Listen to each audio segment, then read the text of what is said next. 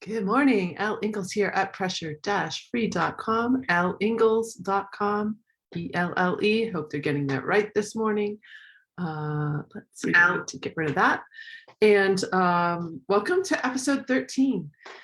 I'm staying consistent. I'm here with you. If you're on live, thank you so much for coming on at 8 a.m. Eastern with me. If you're watching the replay, I really appreciate it. If you're watching on LinkedIn or Instagram or on my YouTube channel, I'm bringing some free content every weekday because I'm on a big mission. The mission is to help people stop suffering so much from things that they don't need to suffer from. And the main reason for suffering in this world, for mental reasons and physical reasons, is stress. And all of us are going to experience stressors, challenges. Some of us thrive in challenging situations and stressful situations. We love it. The key to staying healthy, no matter what stress comes in your life, in your way, is to not release stress hormones. So today I want to focus on stress fat because that's something that a lot of people are confused about, suffer from, don't understand it because maybe you exercise really well, you eat really well, and your body is still building fat in certain places. So I want to explain it a little bit for you so you have an understanding of why the fat's building and why it's so difficult to get rid of. And also, this is for you, by the way, if you're overweight or if you're really thin. Even distance runners, marathoners, triathletes build fat in places that it's not a good idea to build fat in. And it's why sometimes you will see someone who is really fit and takes good care of themselves still suffer from a heart attack. So when we trigger the fight or flight stress response, we wick fat and glucose from our brain cells and from our extremities, which is why you might have cold hands, dry skin. I had eczema for years all over my hands, and cold feet. So we're wicking fat and glucose from these extremities, bringing it to the center of our body.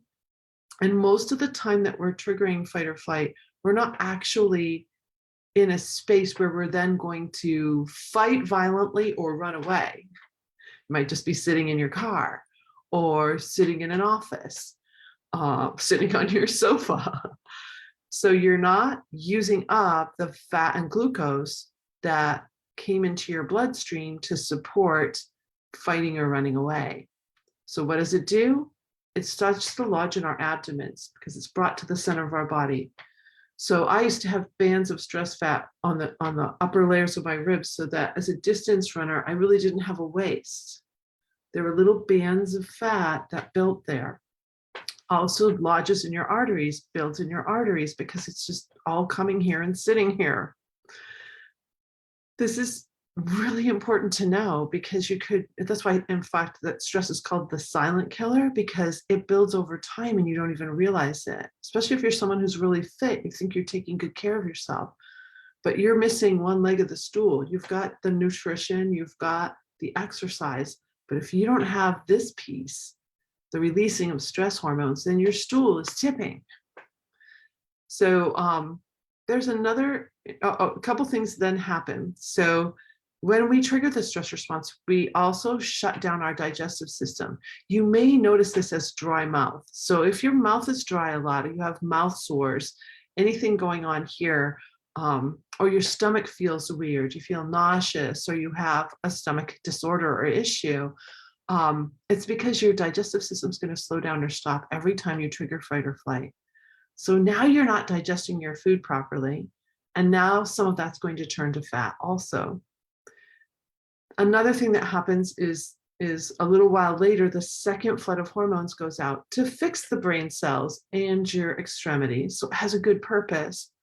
But when it goes out, it actually causes those fat cells, it's glucocorticoids. So you're dumping glucose and cortisol into the bloodstream. It causes the fat cells that you're starting to build here and create to expand. So they get bigger. The other thing that happens is in the back here, back of your shoulder blades, like right at the top of your shoulder blades, right between them. If you feel back there, you may feel a little fatty hump. The glucocorticoids expand that hump, they build fat in that area, and then expand those cells as well.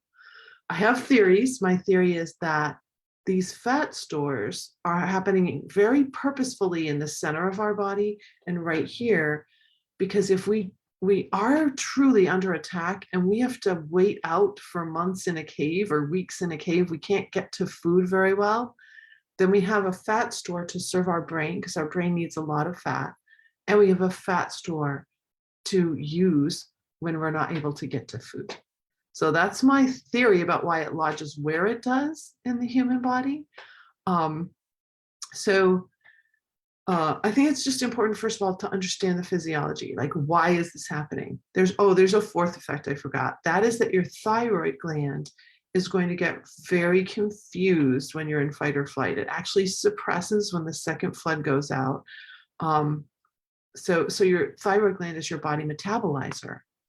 And when that is not working correctly, then you can also build more fat. So 4 different ways that stress causes you to build fat that you don't need because you're not really under attack and you're not going to be hiding out in a cave for a few weeks with no food. Does that make sense? It's crazy, but it's true. So I've had so many people experience loss of that stress fat. And I would love to look inside myself to see what happened to my arteries back in 2010. I see the visible things. I see how my skin completely cleared. I don't have eczema anymore. I can put rings on my fingers. They don't hurt when I wash the dishes or wash my hair from soap. So having beautiful skin is just incredible. I never believed it could happen for me. And then losing those bands of fat in my upper torso. So I actually have a waist now. I never really had a waist, or I didn't think I had a waist. I guess I did, but I didn't really think I did because I could feel it, just didn't feel it. And actually where I noticed it is now, like when I sit down, right where my navel is, it like tucks in now instead of tucking out. So that was actually when I first noticed it. I got in the car, I sat down, and this tucked in. And I thought, oh my gosh, I've lost fat right in that area. That always kind of concerned me.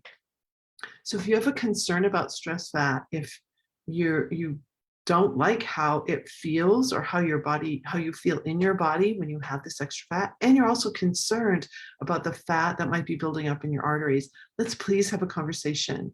You don't need to suffer from this. You can learn the pressure-free method and you can free yourself from things they're causing some pretty chronic damage to you. So to me, it's pretty miraculous. And you may feel like, oh no, this is impossible. This can't happen. If you're full of skepticism, we need to talk.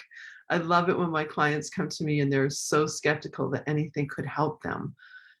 This is based on science, so I know it can help you. And I said I could never have believed that I could touch the skin on this knuckle because it was always cracked and bleeding for 35 years. So to be able to think that something was impossible and then crack into possibility and then actually have it occur is pretty miraculous. So I hope you have a great pressure-free day. Bye.